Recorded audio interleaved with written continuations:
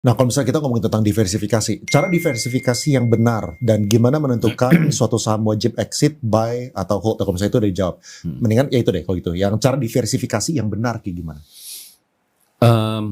Kayak saya bilang tadi ya kan, pertama-tama dari sisi aset kelasnya kita harus pikirin, ya kan. Aset kelasnya yang kita mau main ini apa aja? Apakah saham semua? Apakah kripto semua? Apakah emas semua? Apa gimana gitu loh, ya kan.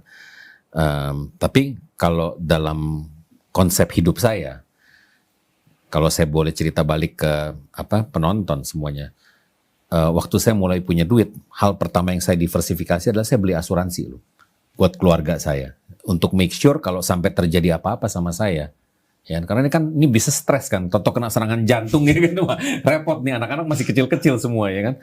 Saya make sure saya punya asuransi untuk anak-anak saya, cukup untuk nyekolahin mereka sampai selesai kuliah, gitu loh. Itu salah satu form of diversification menurut saya. Ya kan? Jadi kita jangan ngegaspol di satu aset kelas saja gitu loh. Harus kita pikirin macam-macam. Nah, pertanyaan kayak gini ya, misalnya kalau misalnya asuransi, misalnya kalau misalnya punya, let's say, udah nyampe 2 juta dolar, 3 juta dolar gitu. Sebenarnya tanpa asuransi pun, anak udah bisa tetap sekolah. Misalnya kayak if something happen gitu kan. Nah, kenapa masih merasa butuh? Karena kan yang namanya portfolio kita udah nyampe 2-3 juta dolar, tapi itu kan mark to market.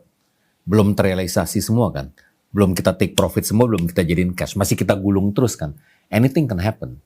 Ya kan? Jadi kalau saya dulu cara diversifikasinya begitu punya duit, beli asuransi dulu, protect my family.